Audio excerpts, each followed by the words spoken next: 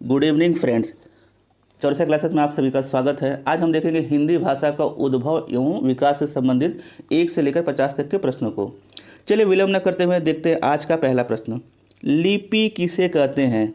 बोलने की तरकीब को, अंकित करने को, लिखित ध्वनि संकेतों को या चित्रात्मक संकेत को?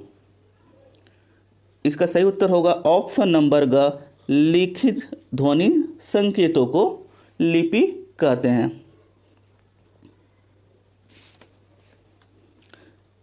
किसी देश के अधिकांश जन समुदाय द्वारा बोली जाने वाली भाषा को क्या कहते हैं? संवैधानिक भाषा, जन भाषा, संपर्क भाषा या राष्ट्रभाषा?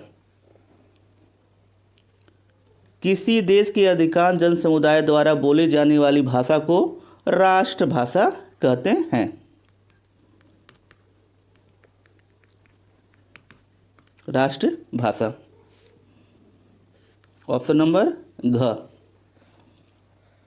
इसी क्रम में देखेंगे प्रश्न संख्या 3। मैक्स मूलर ने इंडो जर्मनिक नाम किस भाषा परिवार को दिया? भारोपीय भाषा को, यूरोपीय भाषा को, वैदिक भाषा को या प्राकृत को? तो मैक्स मूलर ने इंडो जर्मनिक नाम भारोपीय भाषा परिवार को दिया। गुजराती भाषा का विकास किस अपभ्रंश से हुआ है? पैसाची से, सौरसेनी से, ब्राचट से या मागधी से? इसका सही उत्तर होगा ऑप्शन नंबर ख, गुजराती भाषा का विकास सौरसेनी अपभ्रंश से हुआ है। संविधान में प्रांतीय भाषाओं को किस अनुसूची द्वारा स्वीकार किया गया है? 8वीं, 5वीं, 6ठी या 9वीं? तो संविधान में प्रांतीय भाषाओं को 8वीं अनुसूची द्वारा स्वीकार किया गया है।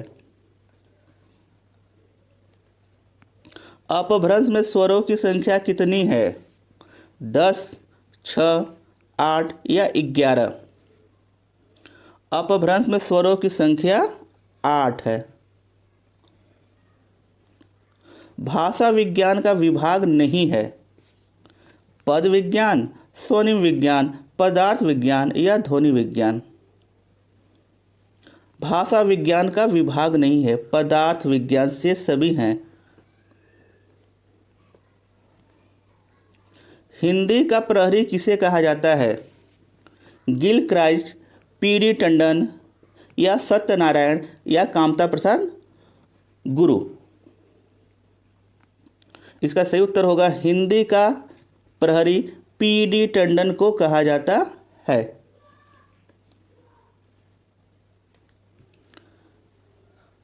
नागरी लिपि कैसी है? वर्णात्मक, अक्षरात्मक, व्यंजनात्मक या चित्रात्मक?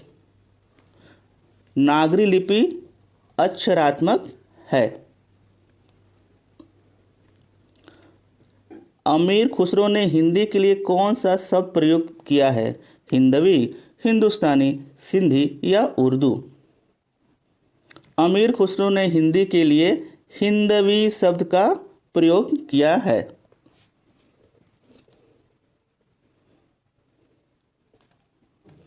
भारत में हिंदी को संविधान की किस धारा के अंतर्गत राजभाषा घोषित किया गया है? धारा 343, धारा 343(2), धारा 333(1) या धारा 343(1)? इसका सही उत्तर होगा ऑप्शन नंबर 1, धारा 343(1) के अंतर्गत रखा गया है।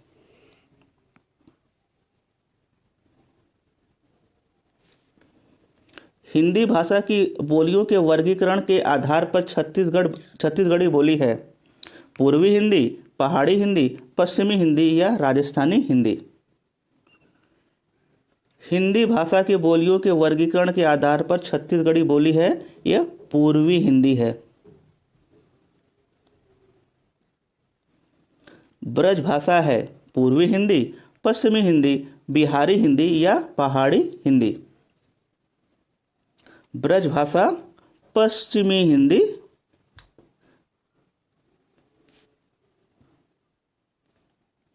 हिंदी शब्दानुशासन के लेखक हैं कामता प्रसाद गुरु, किशोरी दास वाजपेयी, श्याम सुंदर दास या रामचंद्र वर्मा।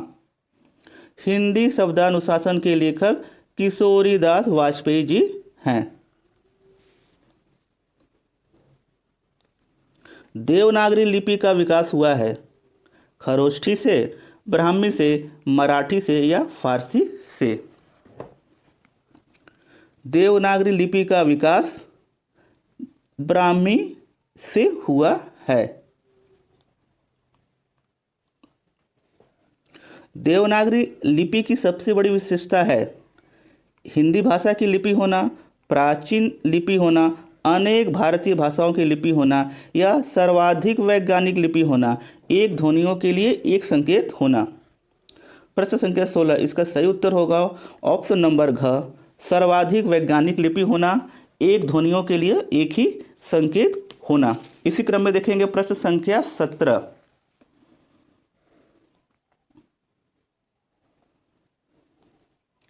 इनमें बिहारी हिंदी का रूप नहीं है, भोजपुरी, मैथिली, मगही या अवधी।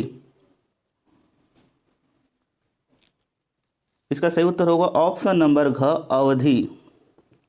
भोजपुरी, मैथिली, मगही सभी बिहारी हिंदी के रूप है, लेकिन अवधी ये नहीं है। निम्नलिखित युग्मों में कौन सा युग्म गलत है? अवधी पूर्वी हिंदी, ब्रजभाषा पश्चिमी हिंदी, भोजपुरी पूर्वी हिंदी या खड़ी बोली पश्चिमी हिंदी। कौन सा युग्म गलत है?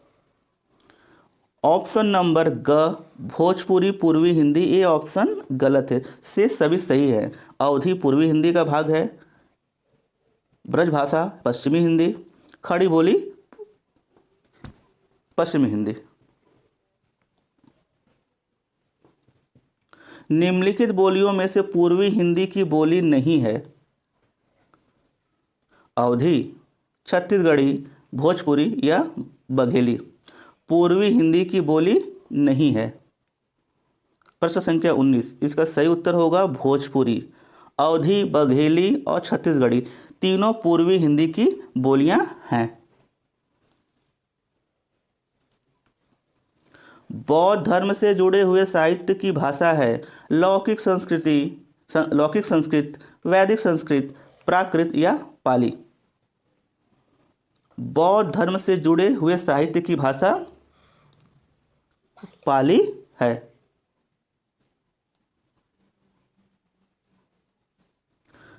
खड़ी बोली हिंदी की उत्पत्ति हुई मागधी अपभ्रंश से, सौरसेनी अपभ्रंश से, अर्धमागधी अपभ्रंश से या पैशाची अपभ्रंश से।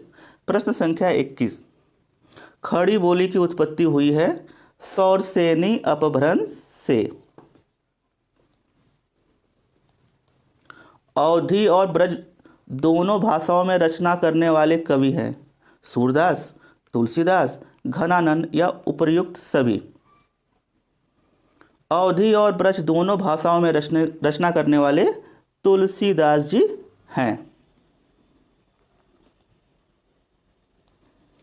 पश्चिमी हिंदी की सर्वाधिक प्रमुख बोली इनमें से क्या है? ब्रजभाषा, खड़ी बोली, बुंदेली या बांगरू। पश्चिमी हिंदी की सर्वाधिक प्रमुख बोली ब्रजभाषा है। प्रश्न संख्या 24, हरियाणवी या बांगरू बोली किस अपभ्रंश से विकसित हुई है? सौरसेनी अपभ्रंश से, नागर अपभ्रंश से, अर्धमागधी से या मागधी से। प्रश्न संख्या 24, इसका सही उत्तर होगा ऑप्शन नंबर क, पश्चिमोत्तरी सौरसेनी अपभ्रंश से हरियाणवी या बांगरू बोली अपभ्रंश से विकसित हुई है।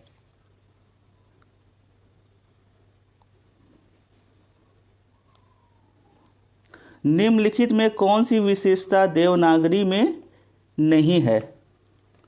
इसमें जैसा उच्चारण होता है वैसा ही लिखा जाता है। इसमें एक ध्वनि के लिए एक ही प्रतीक है। इसमें सिरा रेखा का प्रयोग महत्वपूर्ण है। विकास की दृष्टि से यह लिपि ब्राह्मी एवं खरोष्ठी की समकालीन है। प्रश्न संख्या 25, इसका सही उत्तर होगा ऑप्शन नंबर घ। विशेषता देवनागरी में नहीं है। ये चारों विशेषता इसकी हैं, क ख ग, लेकिन घ इसकी विशेषता नहीं है।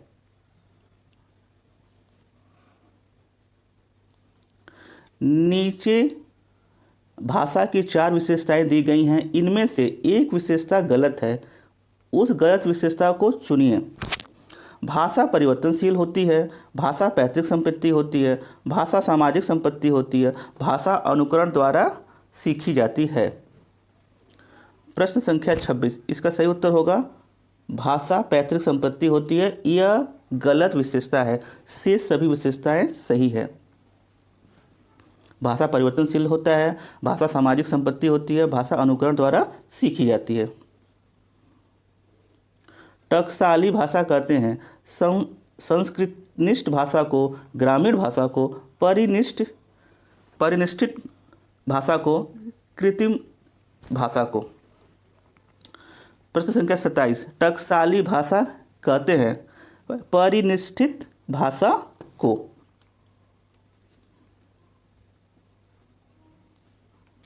उत्तर प्रदेश सरकार द्वारा सन 1947 ईस्वी में गठित देवनागरी लिपि सुधार समिति के अध्यक्ष थे डॉक्टर धीरेन्द्र वर्मा, संपूर्णानंद, आचार्य नरेंद्र देव या इनमें से कोई नहीं।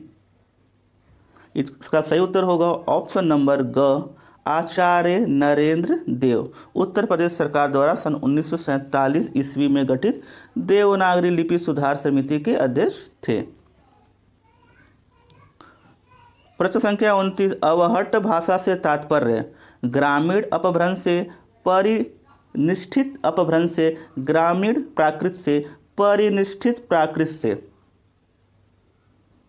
इसका सही उत्तर होगा ऑप्शन नंबर क, ग्रामीण अपभ्रंश। अवहट्ट भाषा से तात्पर्य ग्रामीण अपभ्रंश से है। निम्नलिखित में कौन सी बोली पश्चिमी हिंदी के अंतर्गत नहीं आती? ब्रजभाषा, अवधी, बुंदेली या कन्नौजी। इसका सही उत्तर होगा ऑप्शन नंबर ख, अवधी। पश्चिमी हिंदी के अंतर्गत नहीं आती, से सभी आती हैं, ब्रज, बुंदेली और कन्नौजी। प्रश्न संख्या 31, बांगरू किस उपभाषा वर्ग की बोली है? पश्चिमी हिंदी, पूर्वी हिंदी, बिहारी या पहाड़ी हिंदी। इसका सही उत्तर होगा ऑप्शन नंबर क, पश्चिमी हिंदी। बांगरू किस उपभाषा वर्ग की बोली है? यह पश्चिमी हिंदी की। अंगिका किस राज्य की बोली है? बंगाल की, छत्तीसगढ़ की, मध्य प्रदेश की या बिहार की।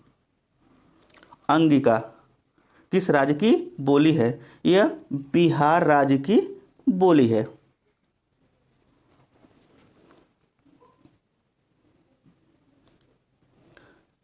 कर्ता के साथ ने का प्रयोग न होना किस उपभाषा की प्रमुख विशेषता है?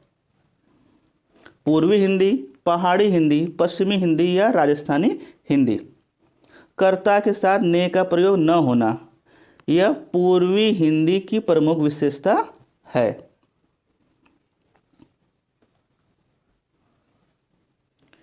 किस तिथि को हिंदी को राजभाषा बनाने का निर्णय लिया गया? 15 अगस्त 1947, 26 जनवरी 1950, 14 सितंबर 1949 या 14 सितंबर 1950। इसका सही उत्तर होगा ऑप्शन नंबर ग, 14 सितंबर 1949। बघेली बोली का संबंध किस उपभाषा से है? राजस्थानी, पूर्वी हिंदी, बिहारी या पश्चिमी हिंदी। बघेली बोली का संबंध पूर्वी हिंदी से है। मोस्ट इंपॉर्टेंट, अपभ्रंश का वाल्मीकि किसे कहा जाता है? पुष्पदंत को, धनपाल को, शालिभद्र सूरि को या स्वयंभू को। अपभ्रंश का वाल्मीकि स्वयंभू को कहा जाता है। हिंदी का प्रथम व्याकरण लिखने वाले विद्वान? Joshua Ketelaar, Kishoridas Vajpayee, George Grierson, Kamta Prasad Guru. Hindi का प्रथम व्याकरण लिखने वाले। इसका सही उत्तर होगा ऑप्शन नंबर का जेसुआ केटलर।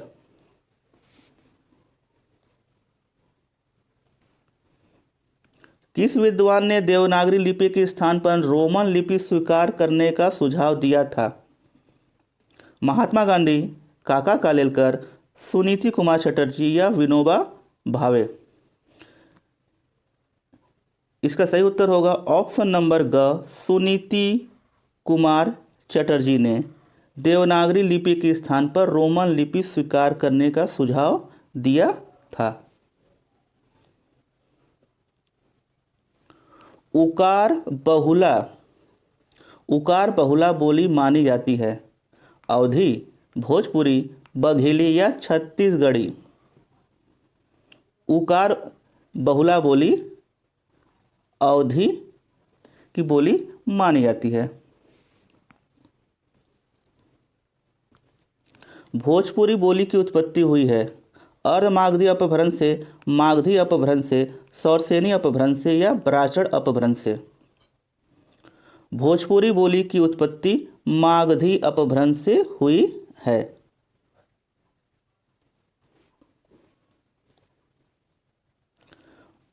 मगही किस उपभाषा की बोली है?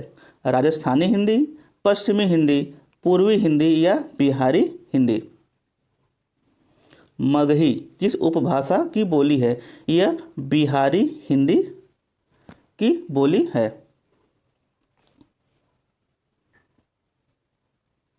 प्रश्न संख्या 42, ग्वालियर की बोली है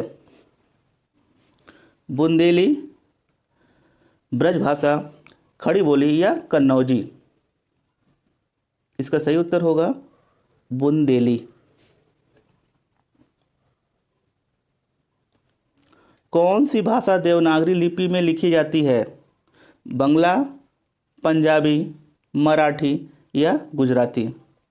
कौन सी बोली देवनागरी लिपि में लिखी जाती है? इसका सही उत्तर होगा ऑप्शन नंबर ग मराठी।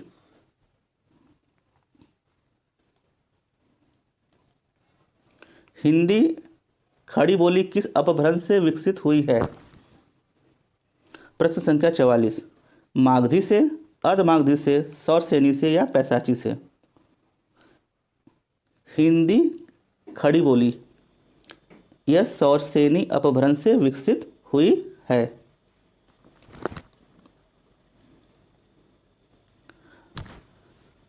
छत्तीसगढ़ी बोली हिंदी के किस उपभाषा वर्ग के अंतर्गत बोली जाती है? पश्चिमी हिंदी, पूर्वी हिंदी, बिहारी या पहाड़ी हिंदी। इसका सही उत्तर होगा ऑप्शन नंबर ख पूर्वी हिंदी। छत्तीसगढ़ी बोली पूर्वी हिंदी के उपभाषा वर्ग के अंतर्गत बोली जाती है। इसी क्रम में देखेंगे प्रश्न संख्या 46। हिंदी का पाणिनि किसे कहा जाता है? मोस्ट इंपॉर्टेंट प्रश्न। कामता प्रसाद गुरु को, रामचंद्र शुक्ल, भोलानाथ तिवारी या किशोरीदास वाजपेयी को। हिंदी का पाणिनि। इसका सही उत्तर होगा ऑप्शन नंबर घ किशोरीदास वाजपेयी को हिंदी का पाणिनि कहा जाता है।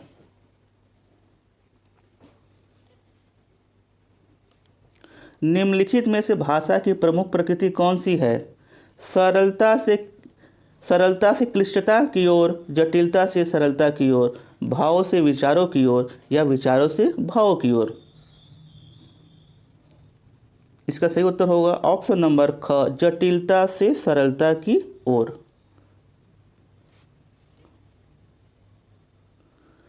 सही युग्म चुनिए। यहाँ 4 ऑप्शन दिए गए हैं, सही युग्म चुनिए। पश्चिमी हिंदी खड़ी बोली, ये आपका सही है, युग्म है, शेष सभी असंगत हैं। मेवाती किस उपभाषा वर्ग की बोली है? पूर्वी हिंदी, राजस्थानी हिंदी, पहाड़ी हिंदी या बिहारी हिंदी। मेवाती ये आपका राजस्थानी हिंदी वर्ग की बोली है। आज का आखिरी प्रश्न, देवनागरी लिपि का प्रयोग सर्वप्रथम किस राज्य में हुआ माना जाता है? महाराष्ट्र में, उत्तर प्रदेश में, राजस्थान में या गुजरात में? देवनागरी लिपि का प्रयोग सर्वप्रथम गुजरात राज्य में हुआ माना जाता है। ये रहे आज के मोस्ट 1 से लेकर 50 तक के प्रश्न हैं। यदि हमारा प्रयास आपको जरा सा भी पसंद आया तो हमारे चैनल को प्लीज़ लाइक, शेयर एवं सब्सक्राइब अवश्य कीजिएगा। इसी के साथ मिलते हैं नेक्स्ट वीडियो में कुछ नवीन प्रश्नों के साथ। जय हिंद, वंदे मातरम, शुभ रात्रि।